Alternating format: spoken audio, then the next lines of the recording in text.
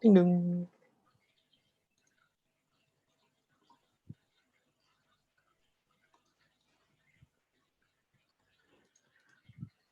Okay, waiting for it to show that we are going live.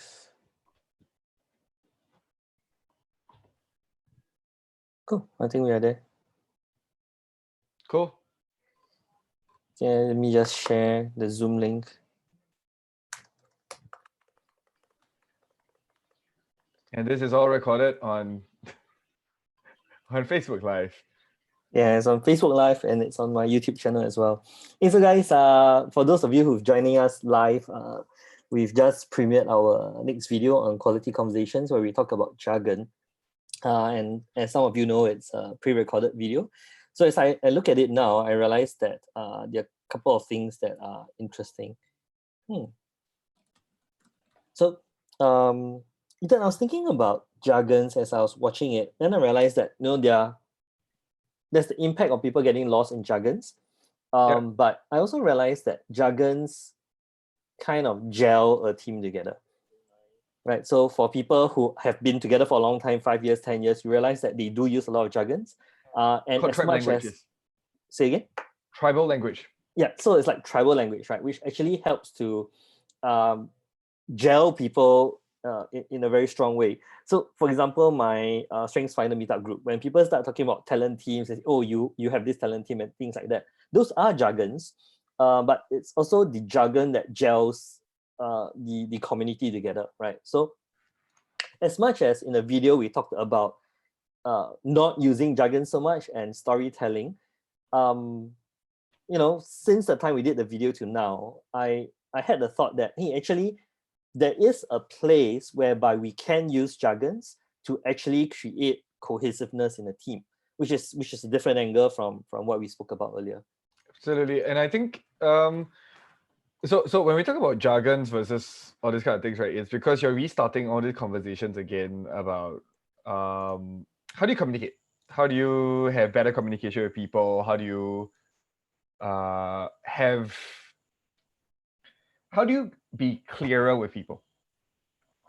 With friends, you can be less clear, less because the clarity that is needed is different. So the clarity is that we both have the same language, we can both say the same things, we both know each other's thoughts, therefore we can share the information. And therefore it changes the way that you view the relationship. So having the effort of trying to explain to you what exactly I mean clearly is something that people don't like. But when I talk about why is it important, why tribal language works, but why is it bad on certain grounds? Why is it bad is because it excludes people out if they don't know what you're talking about. Why is it good is that it includes people if they know what you're talking about. It's the same breath at the same time. Within the medical world, when we use certain language, like thrombocytopenia, for example, which is low platelet count, right? So that simple things like this drastically allows people to go, I know exactly what you mean. In fact, we are highly encouraged within medical field to speak in jargons, because that's exactly how we would prefer to think. So yes, jargons are useful, but at the same time, it also then confuses people if it's not a technical term.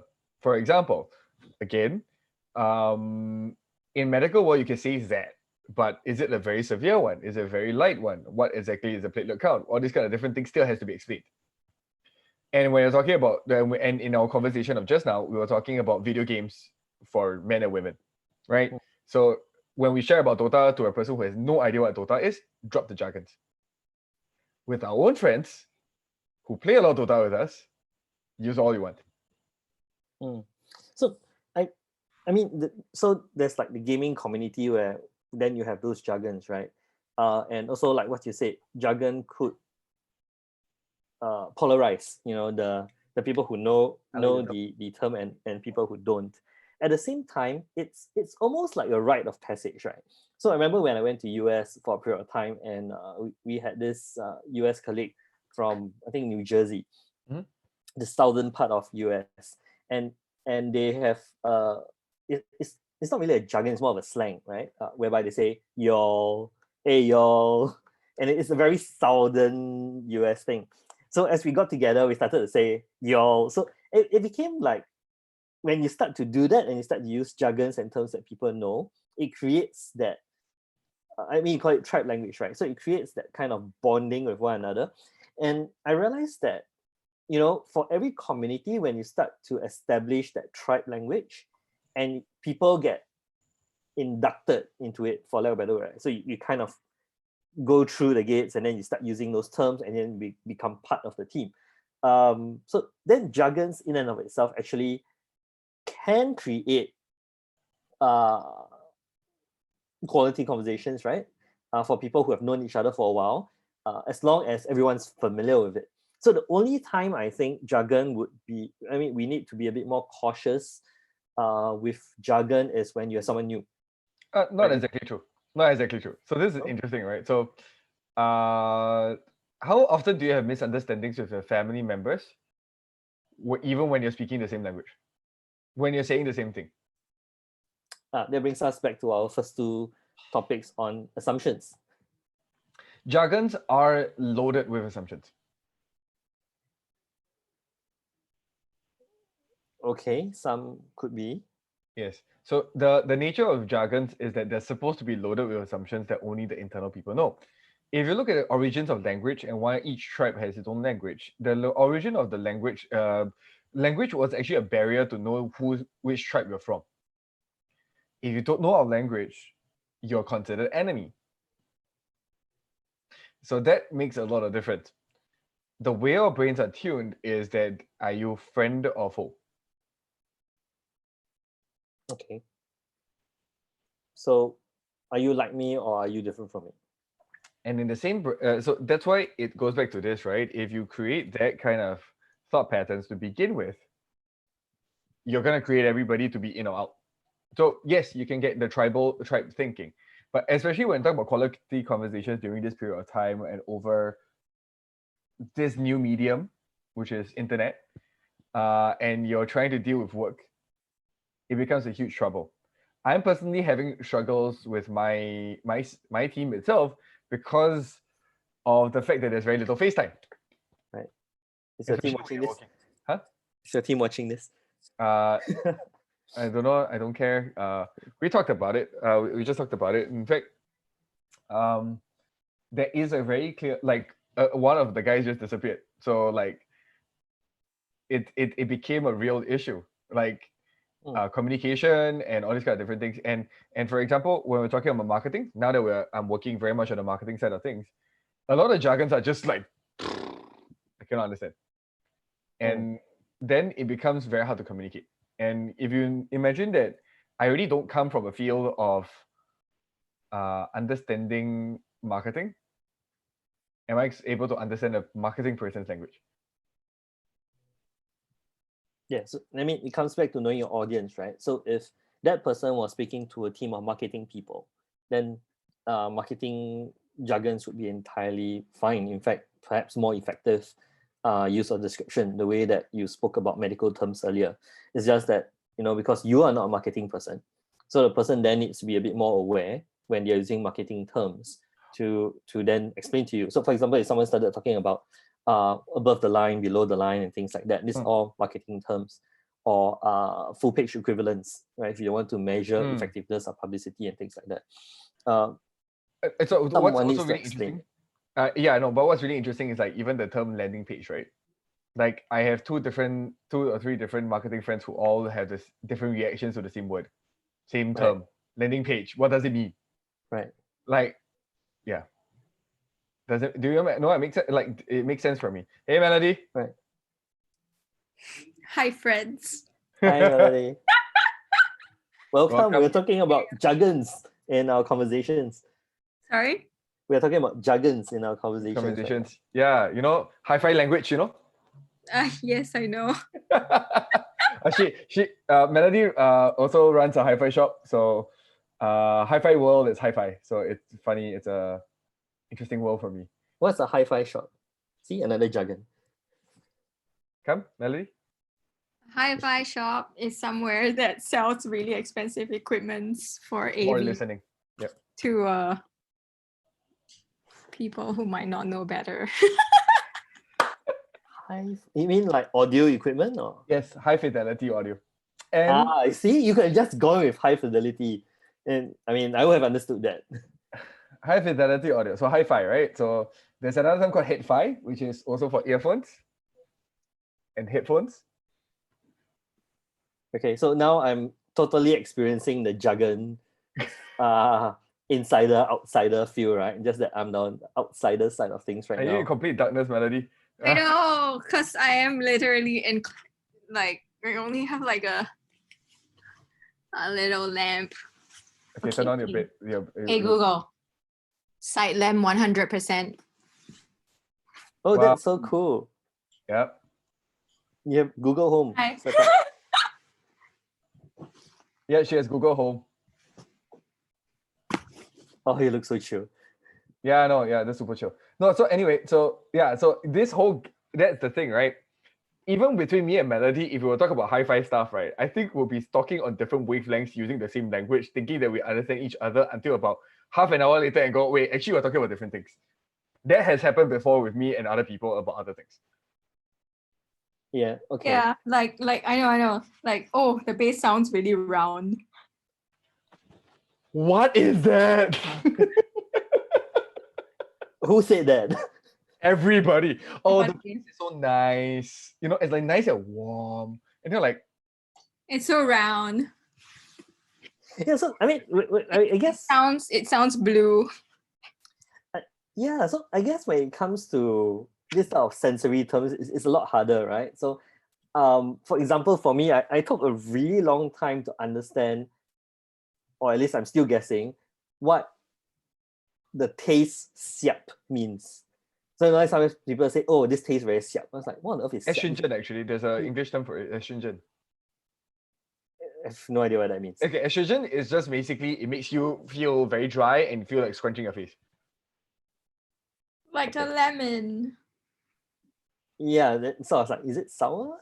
No, Not so exactly sourness sour. and then astringent, right? Astringent is where the sourness is so strong that you would. So it's extreme sourness. Mm. Okay. Thanks for just demonstrating my lack of vocab for taste right now. So No, it's only because I drink wine. See, So when you learn multiple jargons. Yeah, yeah. exactly. Wine can be siap. Yeah. So I guess when it comes to things like sound and description, yeah, it's not just jargon, it's subjectivity. The word, okay, so here comes the fun part, right? Like when it comes to hi-fi world, I used to do when I was a bit younger, I used to do all the reviews of all the headphones and earphones on one of the forums. And apparently it became a legend without knowing it until many years later somebody told me, "Hey, oh my god, you're that guy." I was like, huh, what? And because I would describe it exactly as comparison to another thing. So I'll compare this to that, and I'll break it down by equalizer levels, which is a technical jargon. So like, oh, there's a little bit more 8 kilohertz highs. Okay. Yeah, so I talk about that. I think with the exception of people who are audiophiles, you probably lost everybody who's watching this right now. No, so yeah, I go technical terms. So when you search online, you know exactly what it is. Right. So it's no longer a jargon that's only within this community. It's a jargon within the extended community that is actually audio related. Mm. So it depends on how big and how open you want your world to be. So I think, so this is really interesting, right? So I just listened to a Tony Robbins podcast because a friend showed me yesterday. And I just felt like there's so much jargons in there that he started creating on the spot. He started creating this tribe mentality that only you guys know this language kind of feeling. Mm. And it's great for selling. It's great for. Okay. So I guess tribe language helps people to feel, I don't know, like they belong. Yeah, Melody, you're saying? Yeah, tribal. Tribal language is very what? Just together, yeah, like they belong, exactly. I totally agree with that. Yep. But at the same time, it is an exclusive language. You can speak in Trumpian language. What's Trumpian language? China, China. Everything China. Trumpian. Trump. Okay. So You can speak like a conservative, I mean, interesting, So I guess we were talking Sorry, about guys. Are we live? yes, we we're are live. live. We're live. Yes, Okay. we've been live the whole time. Well, okay. I'm sorry, I Yeah. thought you knew. I thought you knew. When you sent the link, I thought you were like, okay. is Because this you asked to be known to know the next time, so I thought. Don't worry. So Hi, everyone. so we were talking about jargon and the impact in terms of quality of conversation, and we're now diving into that jargons can be useful in teams to create that tribe feel, the sense of belonging. We also realize that the use of jargon will polarize people, the in group and out group, right? So this kind of where we're discussing so far.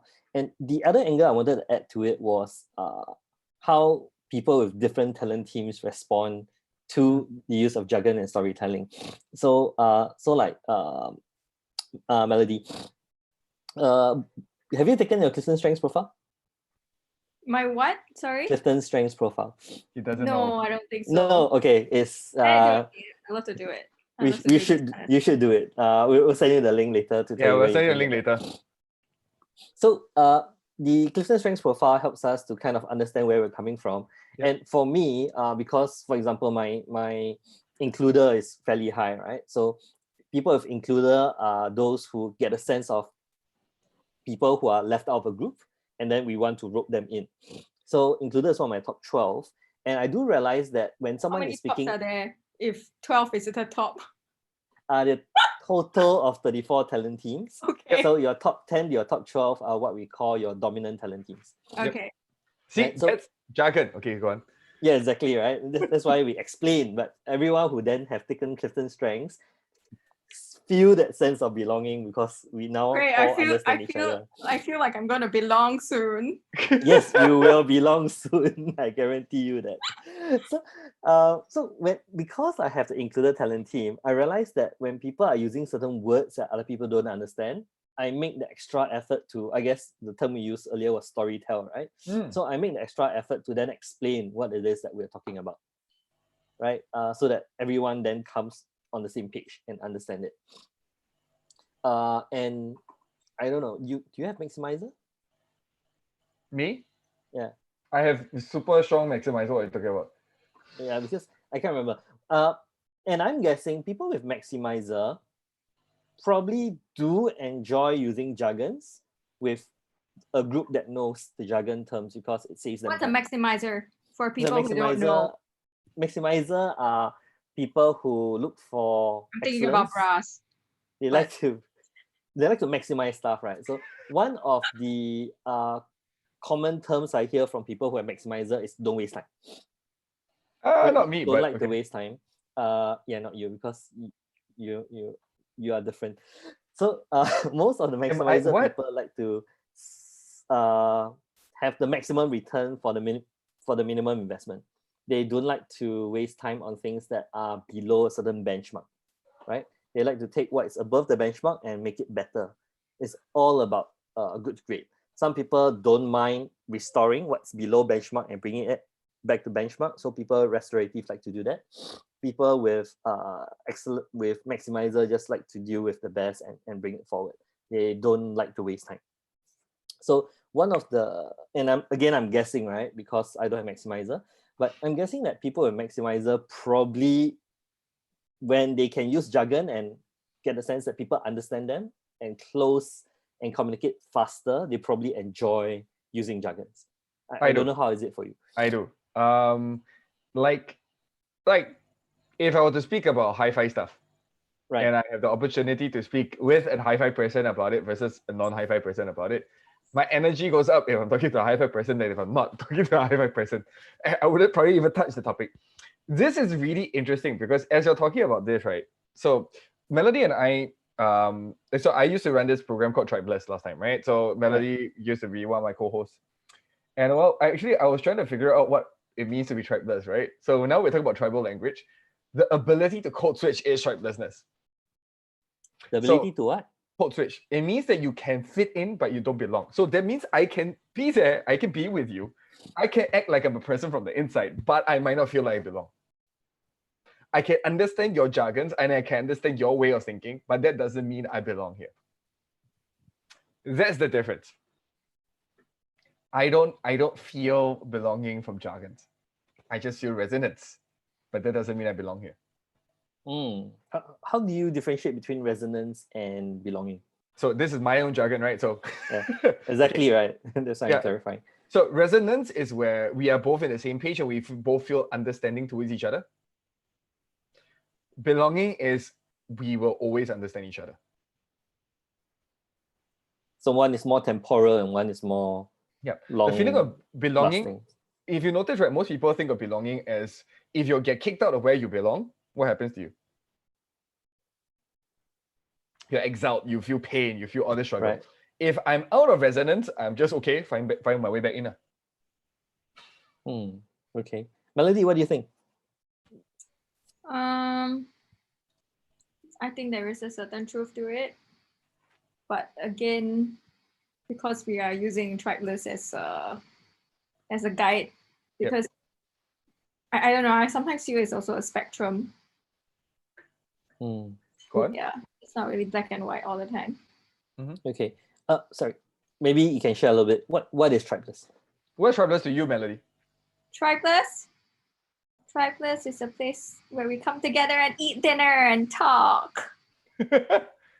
So it's a dinner event where we actually have conversation. Dinner So event. Tribeless in KL has done very, very well. Now they sold empathy in the box really all over the world. They've done these empathy circles during this time where all the Zoom calls, people feel resonance. So the thing about this is that Tribeless was created initially to deal with urban loneliness. Meaning I'm surrounded by people, but I don't feel like I'm with people. I still feel lonely. So the point of it was to create resonance, not to create belonging. Because resonance allows you to feel the temporal feeling without actually being too attached to the feeling. Whereas belonging is like this, if you don't follow by the rules of this tribe and you get kicked out, you're invalid as a person. Okay. Now I'm thinking whether I create resonance or belonging in my meetup group. So belonging creates cults and fan groups and all these kind of things. Tony Robbins is really great at creating tribes. Right. Which is sense of belonging, right? Rather than resonance. And then you have people who are like, oh, I'm not trying to impose anything upon you. So, and remember one thing, people like tribes that impose upon them. Okay. The way to live your life. Hustle, hustle, hustle, hustle. You know? Thinking of MLM groups now. So they feel belonging, and that's actually why they huddle together. And they don't necessarily use lots of jargons, but I mean, so it's quite different. Do they? They do. They have internal jargons. It doesn't sound like jargons, but it is jargons. When you use the word hustle, what does hustle mean? I mean, hustle entrepreneurs use the word hustle quite frequently. Hustle is a jargon for every single group of people. So within entrepreneurs, to hustle is to find clients. Right. As a con man, to hustle is to find your next con. Yep. So I mean, so it's fairly generic word, right? For a freelancer, to hustle is to act like you're working really hard.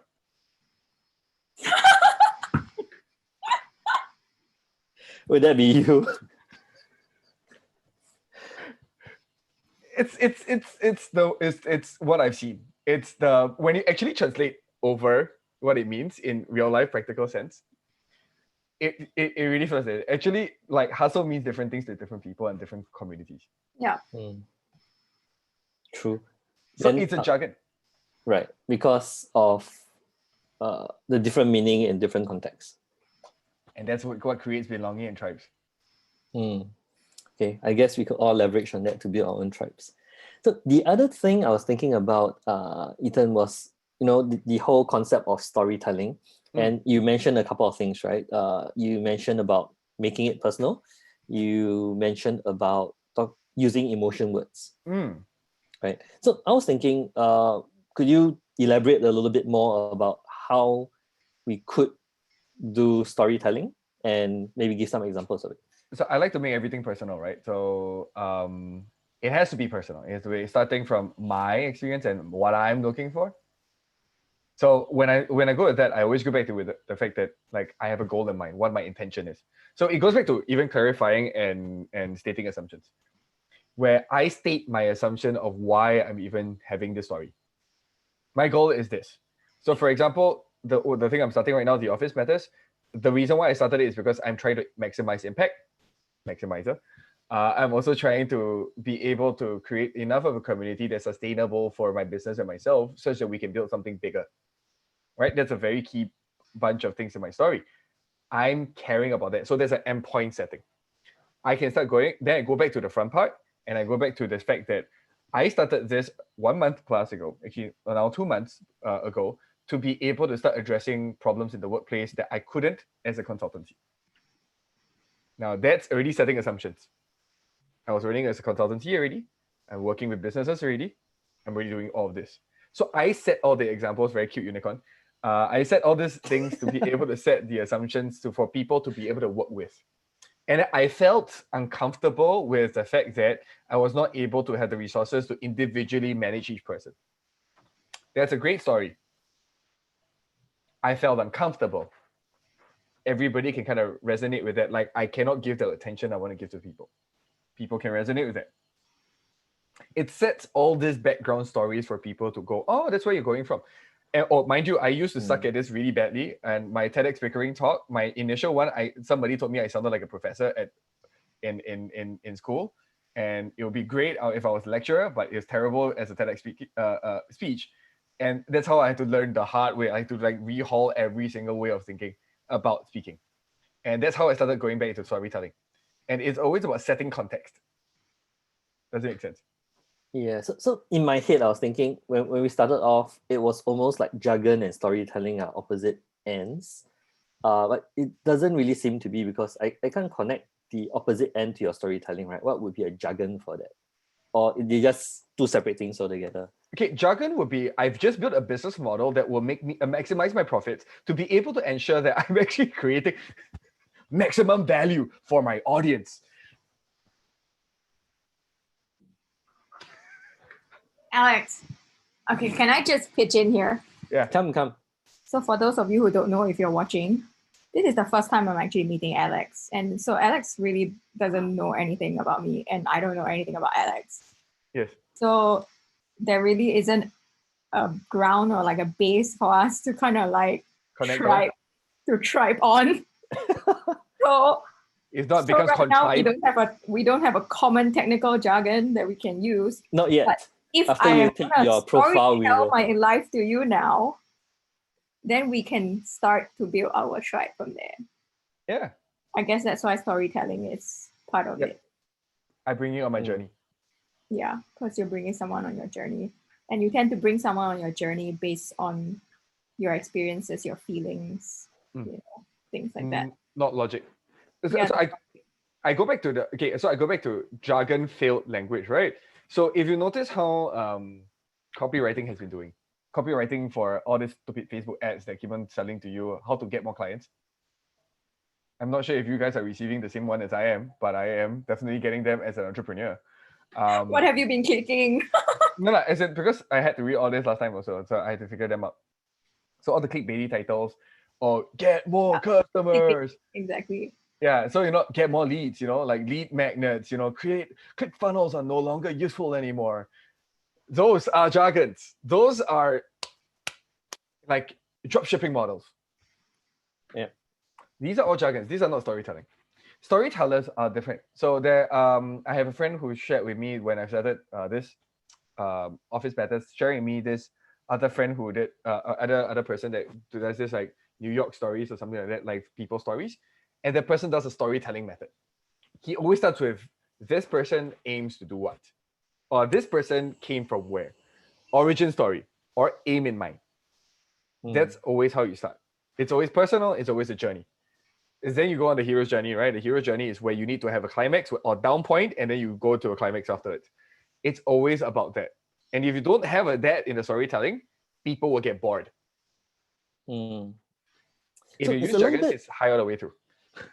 Yeah, so it's a little bit like when I start off my meetup group, I always start off with what I call my strengths journey, right? So how did I come to know about strengths? How I did remember that. So that is one of the ways that I help people to lead and understand where we're coming from.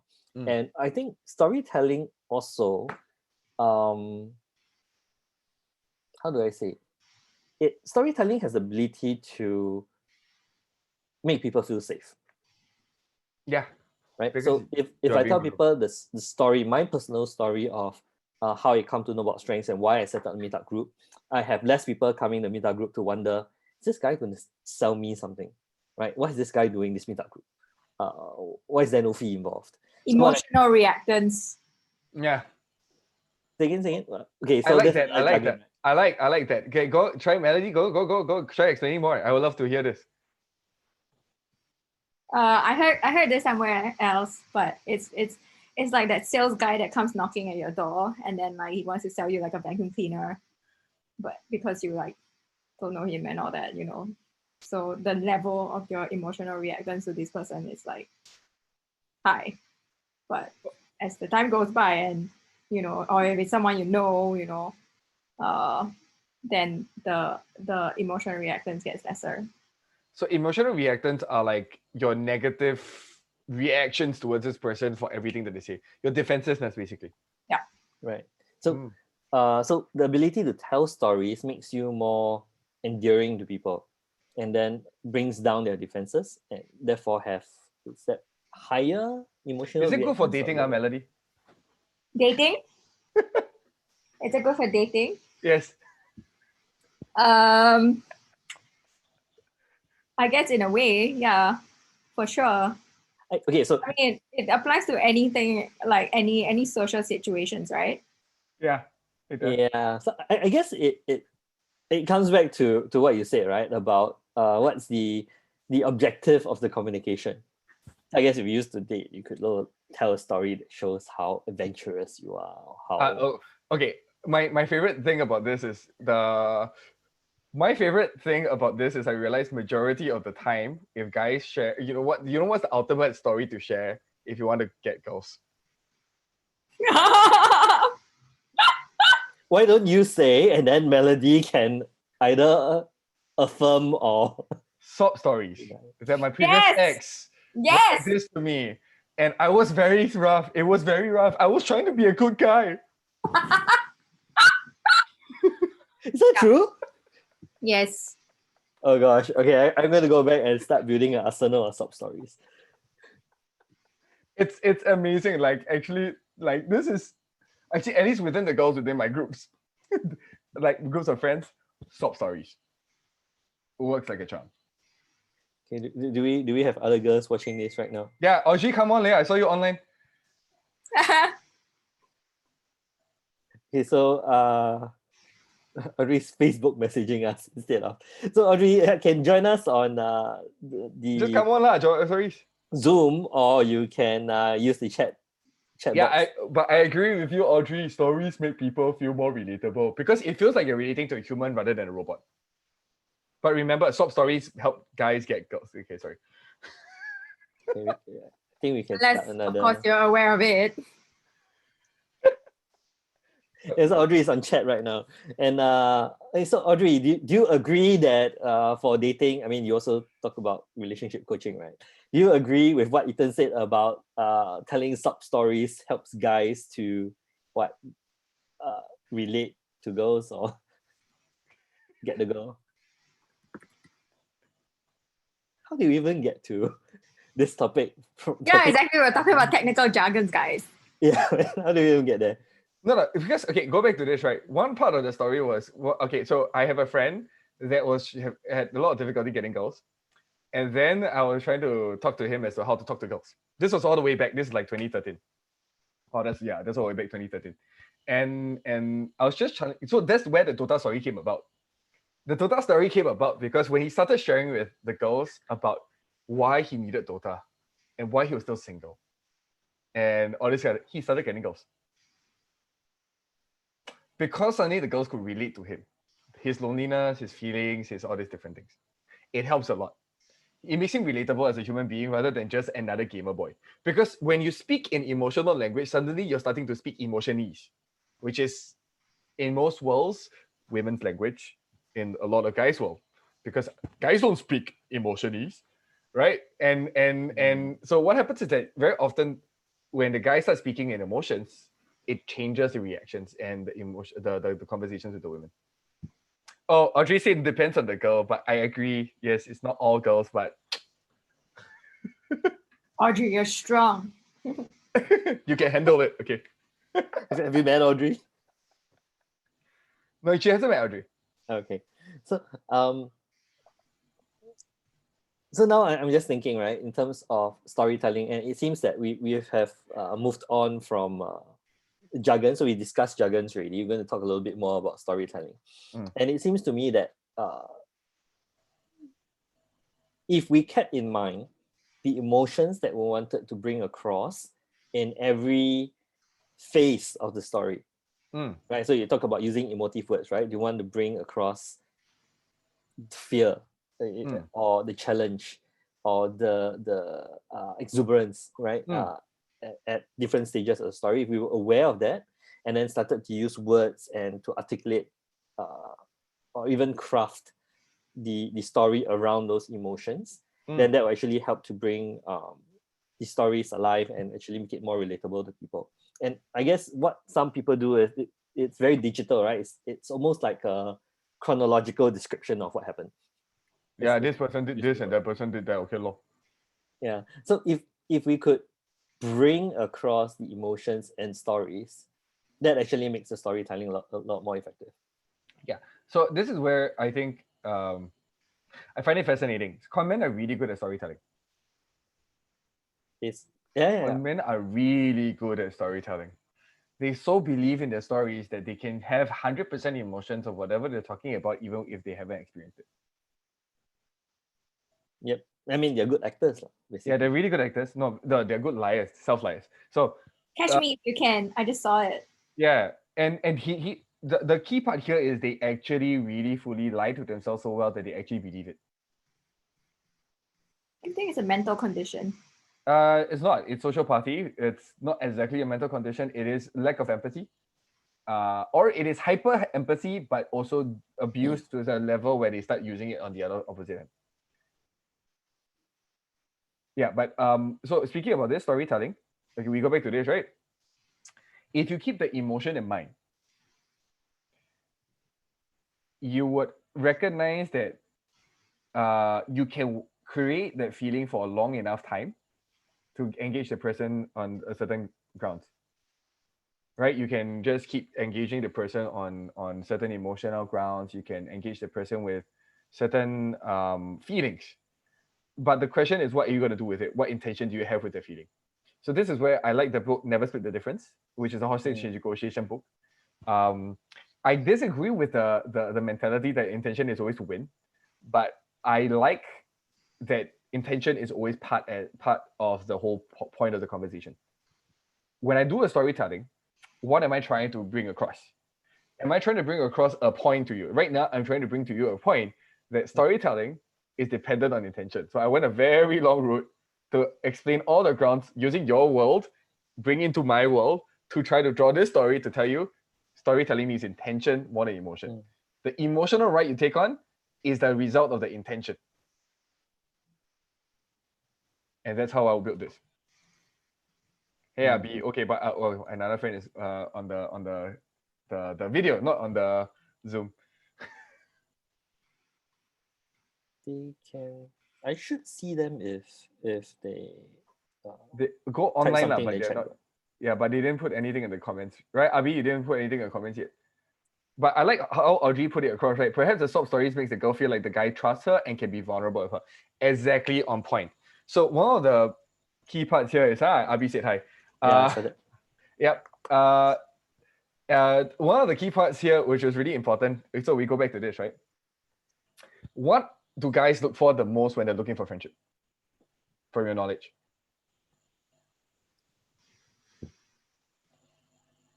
People, I'm asking Alex first. Yeah. people can talk the same frequency. same topics, commonalities. Right. Okay. Melody, from your view, what do guys usually talk about? Not feelings. Anything that's nothing to do with feelings. Yeah, because guys want to come off strong, you know, and our culture has kind of like made it in such a way whereby if guys talk about feelings, they are yang yang chang or CC or, you know, gay. So I'm going to bring Clifton's strengths profile in, right? There are different types of profiles of people. Those people with empathy and relationship building talent teams up front tend to be more relational and can be more comfortable speaking about relationships.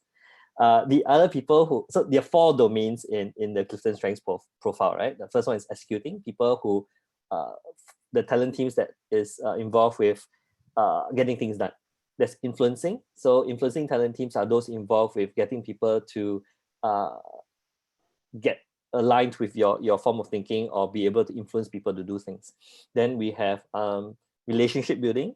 So quite self-explanatory, all relationship building stuff. And then we have strategic thinking talent teams.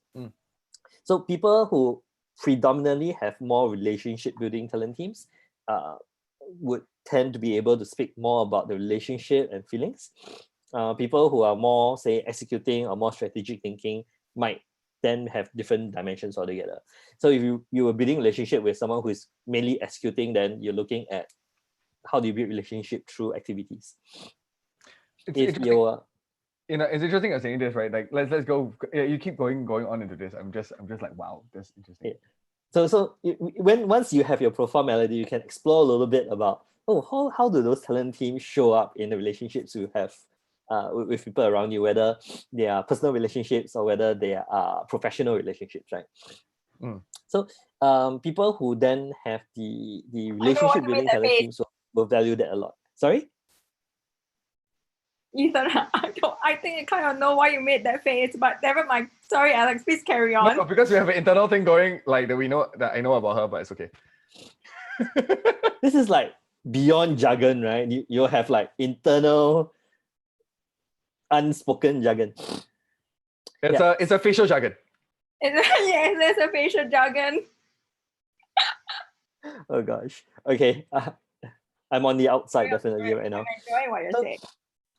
So so I've seen guys in terms of how they speak and what they're comfortable with, and then who they are can sometimes be in conflict with the expectations of culture.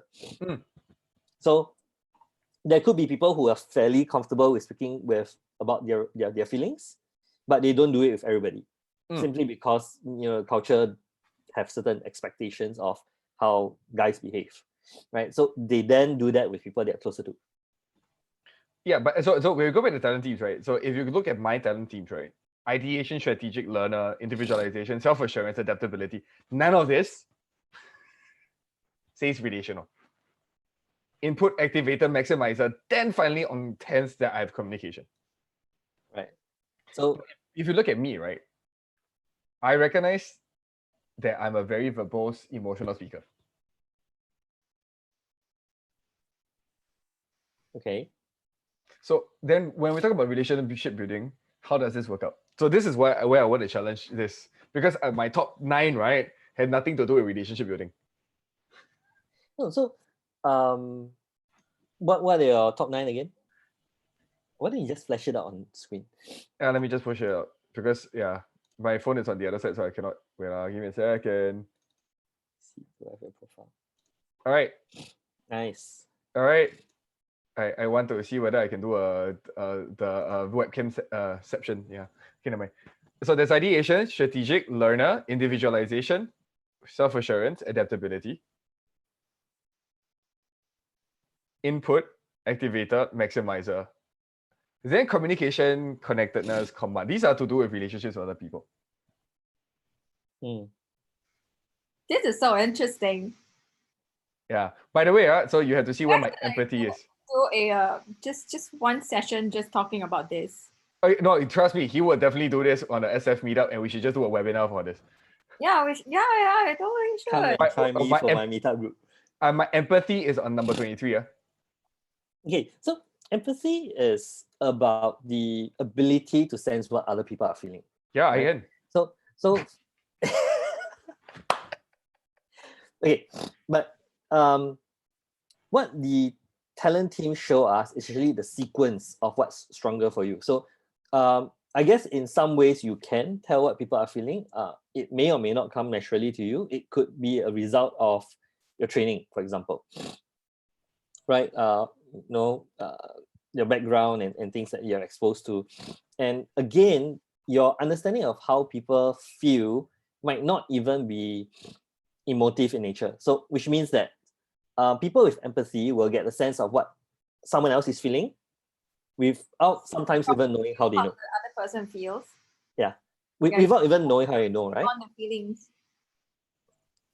Say again? You take on the feelings. Yeah, you can take on the feelings of the person. I guess it's something along the lines of mirror neurons, right? Whereby you start to feel what the other person is feeling. That term still irks me till today. It's a very bad jargon, but okay, never mind. we can go figure that one out. So there are other ways to know how people are feeling. It could come from experience. So if I have analytical, I can then form a set of behaviors that I observe that tells me how a person is feeling. So the outcome is the same, right? The outcome is knowing what a person feels, but the way that I know how someone feels for someone with empathy is very different from someone with analytical, for example, that actually analyzes behavior, facial expressions, and whatnot. So Audrey made a very good point, right? Because my individualization, it makes me very able to relate to people because I see the unique traits of everybody. But I think because of the fact that my ideation and strategic and my input is super strong, which is also top 5, right? I can read people because I view them as subjects. So that might be why it works. So you depersonalize a person into a subject. Yes, I depersonalize, but personalize so much. So I always believe this, right? Where I label everything to the core. Like I will label everything about a person. So no labels is the opposite of this ultra labeling. To me, it's the same. So if I really want to relate back to a person, I would know what tribe the person belongs to, what kind of experiences the person has, what kind of tendencies the person has, what the preferences, everything. These are all labels that are in my head. And once I have all these labels, that person is unique. Yeah. So people with individualization like to, for lack of a better word, dissect a person into the different aspects or components, and I guess in some ways psychoanalyze the person, right? That this is the certain aspect of a person. Which so much like Ethan. Are you describing Ethan? Yeah, that's what individualization. You're right here. Sorry. So that's what individualization means, right? People who like to see the uniqueness of people and like to dissect and understand how people think. Now that makes more sense. See, I never saw individualization as that. What do you see as? I always saw individualization as everybody is unique, so I treat everybody differently. Right. So that's one aspect, but how do you then see how people are unique? So the way that you identify how people are unique can come down to the way that you psychoanalyze them and break down and understand them. So for me, because I like profiling tools, I then profile people based on Clifton strengths, or sometimes before I did Clifton strengths, it was MBTI. Oh, this person's introvert. This person. Okay, profile Melody now. I will send you the link. Please take the assessment. I think it's a bit difficult for me to assess based on. It's high empathy for sure for me, like knowing her. Really? So, okay, so Melody, Ethan, this is what you can do, okay? Get Ethan to write down what he thinks your top 5 are, take the assessment, and then review what the results are. So they can see whether he was right or wrong. Restorative. And you can make a bet, right? Restorative, maximizer. Yeah, okay, no. I'm just looking through the list now. I'm like, okay. Okay, you can make a bet with him, and if he gets 3 out of 5. This is how you set the new common language, right? You drag people into your language. No, I don't drag them. I just create enough curiosity so that Melody eventually takes the profile and then we start Now I was just using the thinking, same. right? The word technical jargon itself is a technical jargon. It is. It is. I was like, what conversation are we having here? And then like I was like thinking, oh, technical jargon. And then we started talking about hi-fi. So I thought, oh, okay, like, we're talking about hi-fi, right? And then suddenly we're talking about feelings and all these other things. And then I suddenly thought, technical jargon. I don't actually know what technical jargon is. Yeah, so it's the language that's specific to a technical field, right? Or a specific field. For example, psychology terms are technical jargons. Ego, super ego. So like usually when I used to try to explain my thought action paradigm to people, it was such a tough time because I try to explain to them, okay, super ego is like the thing that filters your stimulus so that you know your brain knows exactly what it's experiencing. Then people just look at me and go like, huh? And that's just the start. I haven't gone through the whole A guy that would never get a girl on the first date. That way of speaking, yes. He because Ethan has individualization, he has ability to modulate himself when he speaks to different people. If not, never mind. Melody, you know I have no problems. So one of the things that I think we use in Lego Serious Play was this.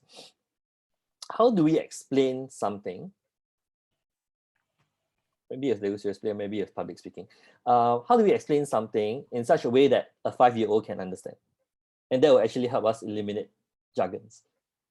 Yes. There's kind of a filter in my head, right? We talk about technical jargons and all the things that you were saying just now. I was thinking, okay, if we just have to frame in our heads that we're speaking to a 5-year-old and we needed to explain something to a 5-year-old, that filter will help you to eliminate jargons in your speech altogether. Yes, but at the same breath, I want to say that I don't want to treat everybody as a 5-year-old. Because you're a maximizer. I said, no. I don't want to treat everybody as a 5-year-old because, to be frank, after whatever I've been seeing around the world and experiencing for myself, and if you know what a 5-year-old means in terms of emotional age, you know that why people are voting certain ways or having certain habits, for example, acting like COVID idiots, or all these kind of different things is because they are acting like 5-year-old kids. Yeah, so not talking about treating them emotionally as 5-year-olds, but in terms of the speech and the words that you use. Again, two entirely different things. It's the same to me. I'm just sharing my struggles with that concept of speaking to 5-year-olds. That's all. Okay. Now we know that whenever Ethan has to explain something simply to people who don't understand them, he automatically equates the same emotional state to that person. It's true. I know it's true. The obvious to those who don't see it yet. So, but that's a different topic, right? I think it's good if we can separate the two because they're two very different things, the emotional and the cognitive. But we can separate it and allow ourselves to speak simply to people. So it's like I think it was Richard Branson, right? Who was it dyslexia or something? I think it's it might be Richard Branson, yeah.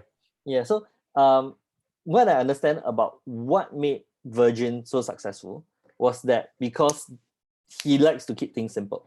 For him himself to understand and he himself to read, because with dyslexia it becomes very confusing and very convoluted for him, and therefore he then boils down everything to make it as simple as possible. So I don't know if you treat Richard Branson as a 5-year-old emotionally. No, Richard Branson it's a different level. But remember one very simple thing, right? He has a reason for it. His brain does not think on that level. So I once met a guy who insisted that the wisest people can say the most complex things in one sentence. And this annoyed the hell out of me for a good 6 months afterwards, because I was trying to figure out, is that true? Is that true? Is that true? Is that true? And I had to prove it or disprove it. So is it true? It's not true. So my favorite thing is recognizing that I can say really complex things in one sentence, and if you can get it 100%, It means you've been through the same experience as me, you have studied the same things as me, and you understand the things that I'm trying to convey. You understand the context in which I said the sentence as well. The likelihood of anybody understanding the one sentence, just like this, is very low if you're talking about something complex. If you're saying, oh, all love is unconditional, okay? Sorry, man, like that is not a very wise, deep, super intelligent statement when you don't know what unconditional, what love means, what all this kind of things. When people go into one sentence and try to simplify everything to one sentence, it becomes a difficulty. And then another thing about cognitive ability of a 5-year-old kid, they cannot do step-by-step transformations. This is also another thing that I think why it's triggering me in my head is that they cannot do more than 3 tasks in a row. So if you tell them, put this down, drag it across the floor, raise it up again, they can do that. You tell them, put it down, drag it across the floor, raise it up, wipe it on the window, and then throw it out. They'll miss the last 2. Okay. Because they cannot keep track of so many things in the same mechanics. In our lives, even in our conversation, there's multiple mechanics happening at the same time. Yeah, so I mean, even for like normal conversations, right? You can correct me if I'm wrong. We always say that the brain can handle 7 ± 2 chunks of information. Chunks. Remember, chunks also relates back to your memory and relates back to the chunks in which it's related to. So as I'm talking to you right now, my hands are automatically moving and I'm actually commanding them in certain manners. But because I have chunks of hand movement, it takes up 1 working memory. Yeah, as long as you can chunk them logically, right? It's just like when you look at numbers, you can chunk them in groups of 3s. And the capability only comes in after 7 years old. Okay, hence your frustration in speaking to 5-year-olds. Okay, so imagine that you have to explain to 7-year-olds. Would that be better? No, they're just starting. I need to think of teenagers. Okay, so yeah, so I think we spoke a little bit about language and I think for Ethan, because he has communication in his top 9, top 10, number 10. Okay. People with communication tend to be very precise in the language and what they want to communicate. So yes, we probably get frustrated if people don't find the correct word. You mean these two together in the same space? Yeah, and communication? And probably input too. So one Can of you just link me to this thing now? you need 40 minutes to do the test, my friend. I think you guys can go on for 40 minutes. Yeah, we're probably gonna end by 9:30. Yeah. So yeah. No, but I can start now. I recommend that you set aside uninterrupted time where you can focus and do it. Yes, it helps. You'll make the outcome, the result more precise and accurate. More precise and accurate, yes. And see, if you look at my bottom.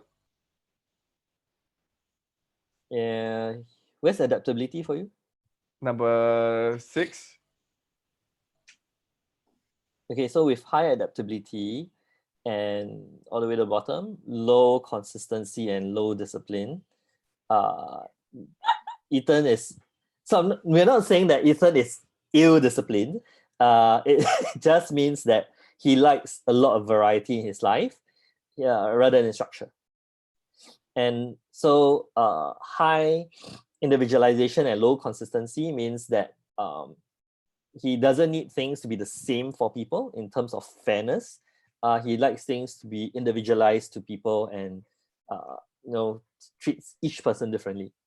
Yeah, and why I don't mind excluding people out of the picture is also because of this. It's number 29. What's on your top, Alex? Empathy, individualization, developer, strategic, and learner. Empathy, developer. Right. So developer is they like to cultivate potential in others. Can you feel what I'm feeling now? Confusion. I don't know. Strategic and learner. That's why we can be friends.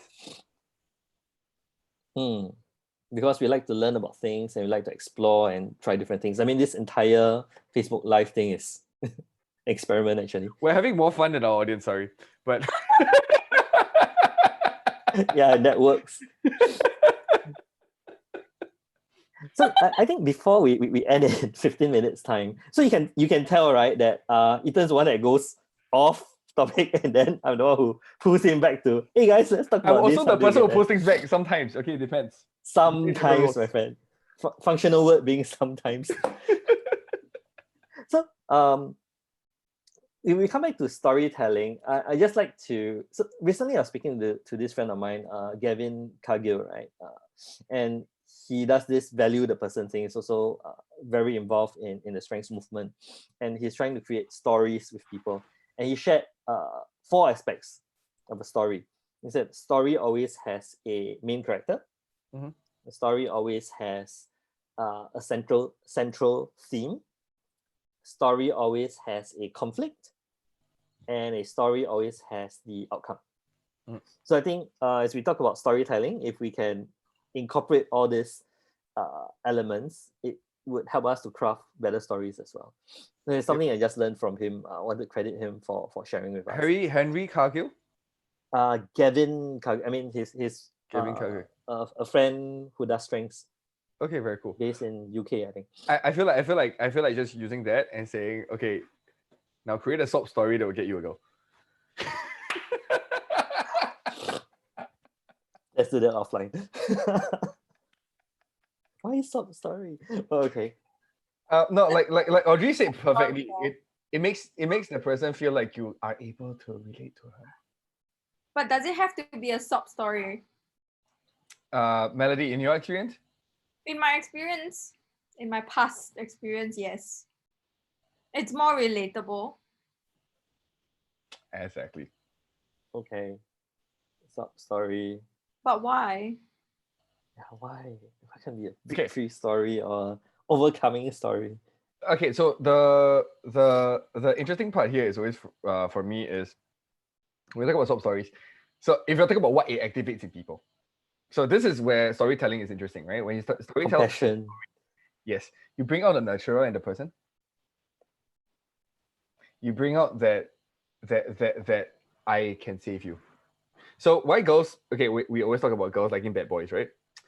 And why is it interesting? Why is that interesting? So that concept comes more about because a lot of the girls do feel that they can save the guy, they can change the guy. Melody, I'm on point on that, okay, right? And then and this is cultural. This is how we're trained. This is how we're brought up to believe. And the next part is that you know they want a guy who they can connect with and they can nurture and build. Oh wow.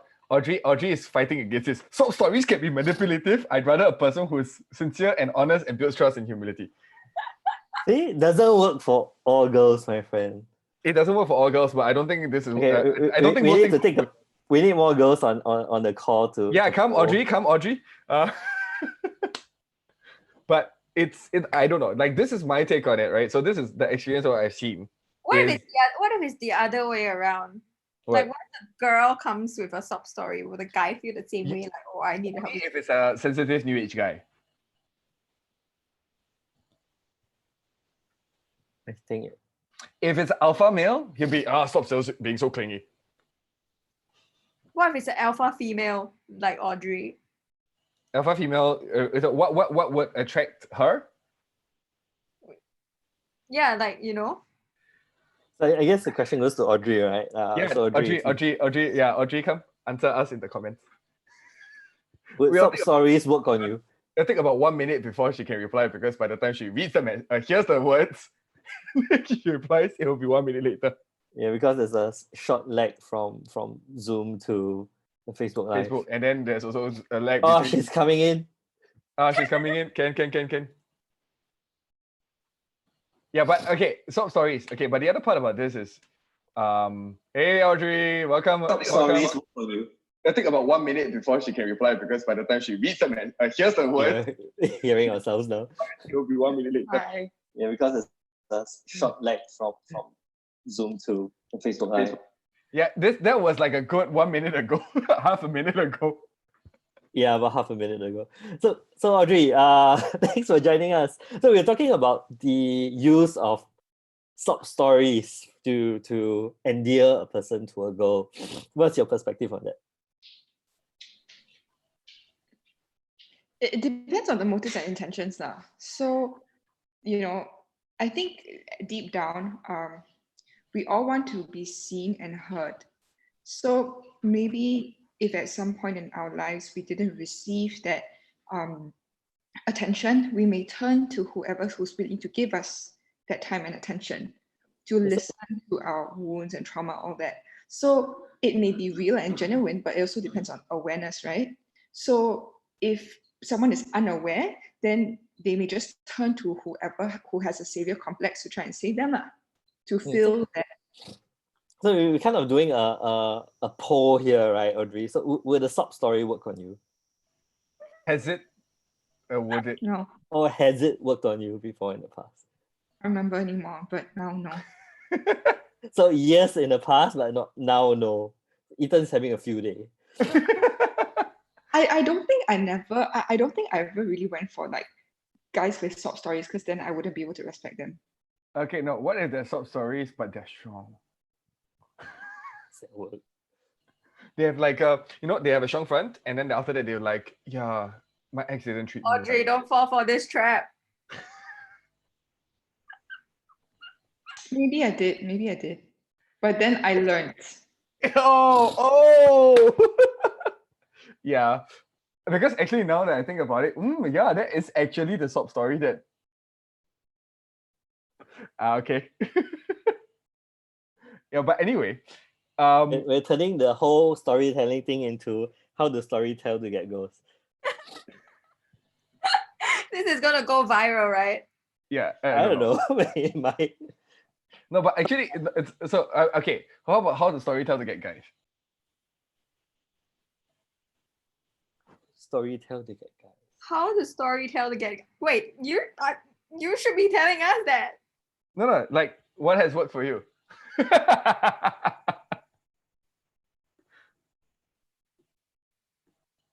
I think saving the guy works. Work. Because a lot of guys feel like they cannot seek this thing from maybe past traumas, or like, parents who are not being able to emotionally provide you. So yeah, in a way, when you save them, they kind of feel like they're in a safe zone. Oh yeah, that's quite true for quite a lot of the guys I know. Wow. Interesting. Audrey, your thoughts? So, not directly answering this question, but I might look back. I think it really depends on, like, I guess stories create that sense of resonance, and what people look for in a relationship is affirmation, validation, acceptance, safety, comfort, familiarity, and ultimately you want to find someone where it feels like home, and you can actually be yourself. Belonging, we just talked about all the way at the start. Oh, okay, flaws and all. So I think it really depends on whether someone is emotionally healthy or not, because that results in whether a person does the storytelling in a needy way, which can then possibly be manipulative, or whether a person has kind of worked it through and they kind of just state it as this is what it is, right? I'll be frank, like the chances of anybody being emotionally healthy enough to not be manipulative is about 0.1% of the population. Let's not put a number to it.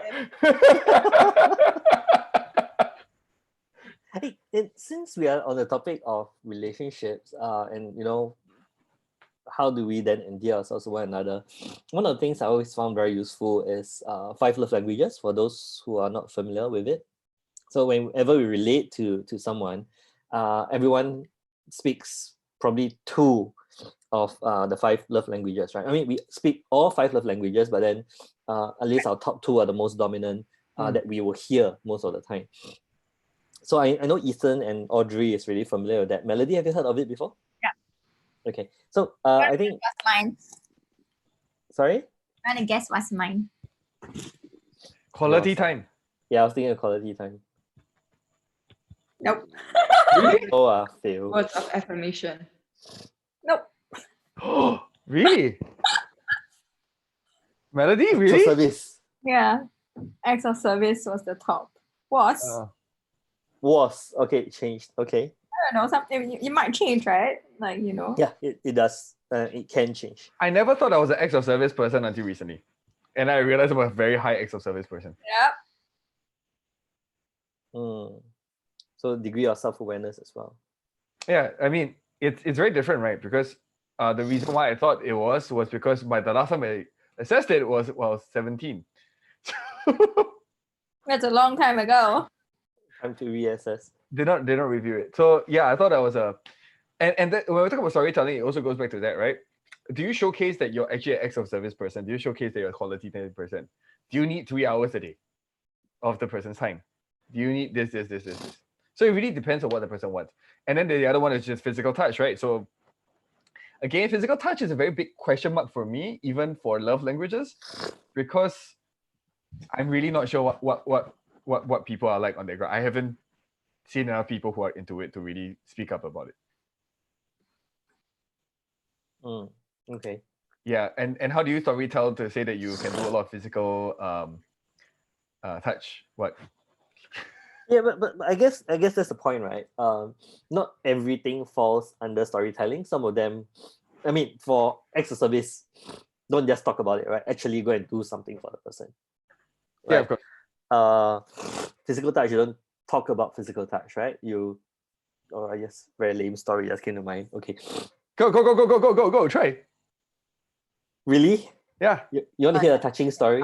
Yeah, sure. So It's storytelling time. Woo, woo. I love lame storytelling time. So when I was Perfect for secondary bedtime. school, I was coming back from home, right? So it was raining and I walked. And then as I was reaching home at the void deck, I saw this little kitten. And it was really, really cute, but it was like abandoned, right? And there's no other cat around. So I picked it up and I held it. It was small and cute. So I touched it and I touched it and I touched it. Touching story. So yeah. Sorry, lame. Very, very lame story. Oh. I told you it was a lame story. You wanted to hear it, so Yeah, no, I'm actually quite amazed by how lame you can get. Wait, verdict, Melody and Audrey. wait. Let's dissect that. Okay, Melody, go. dissect what? You saw an abandoned kitten, right? Uh-huh. And then you touched it. Yeah, you picked it up and you touched it. Yeah. Why? So Don't Audrey you pet- disappeared. Why? What's happened there? Then you pet like animals. If it's not an abandoned cat, would you have picked it up to touch it and touch it and touch it? Sure. I mean, I used to play stray cats when I was young. Go to the void decks and feed them and play with them.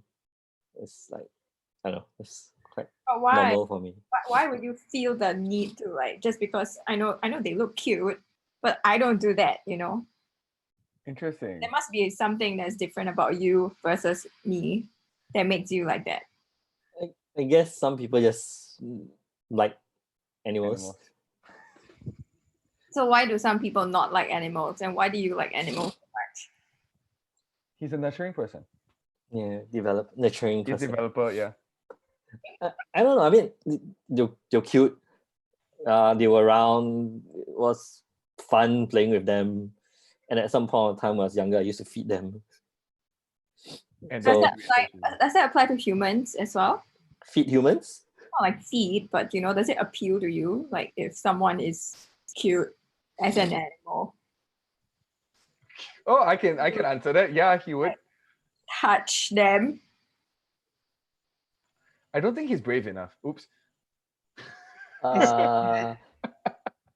Okay, so my 5 love languages are actually quite similar across the 5 based on my last assessment. But my highest are like acts of service and quality time.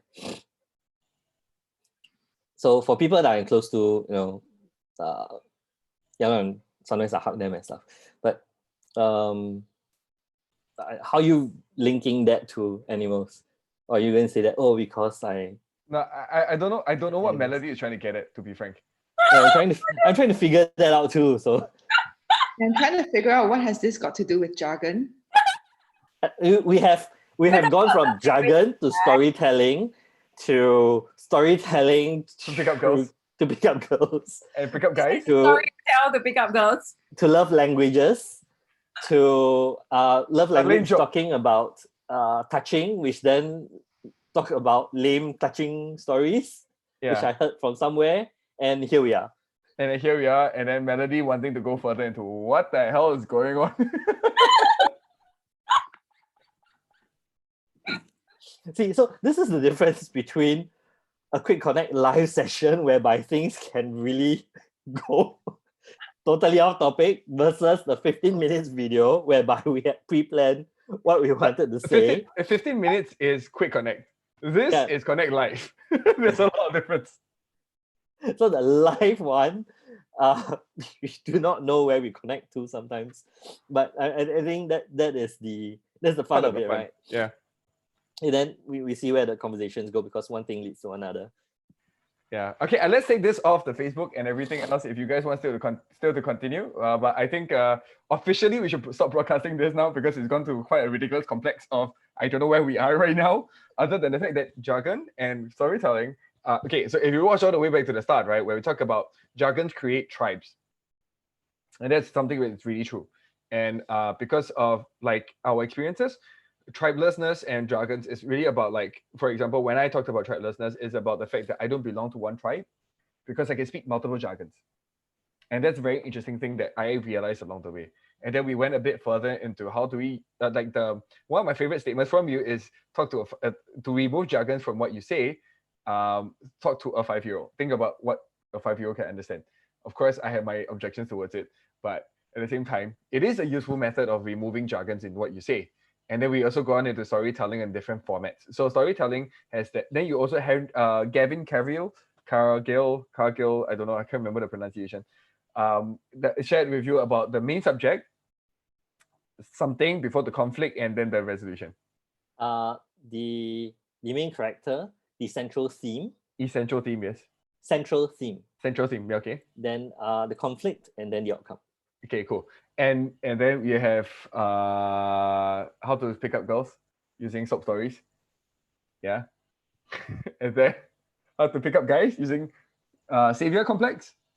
With Audrey disagreeing on that grounds because people should be emotionally healthy. And then we talked to the 5 love languages, and then we went to touching story. Yeah, that's totally off topic.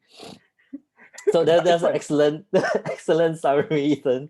So I think we can end on that note for today's session, and then we will probably have the next one next week, either on Monday or Tuesday. Yep. With the video first, we are going to talk about emojis, right? Emojis, yeah. Yeah, I think the next one's on emojis. So use of emojis and when it's appropriate, things like that. And we're going to have another live session. You know what? I think there is a couple of research that's being done that if you use emoji on like Tinder and all that, you tend to get more replies. Yes, you do, especially the brinjal and okra stuff and all this kind of like memified emojis. And exclamation marks.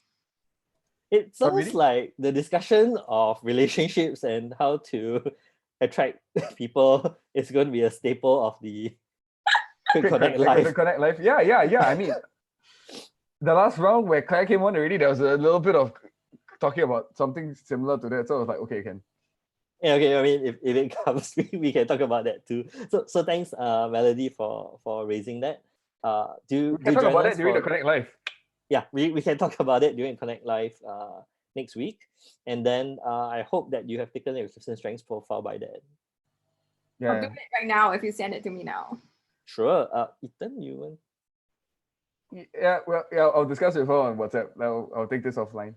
Okay, cool. Offline. Thanks, everyone. Okay, bye guys. I'll see you. Bye.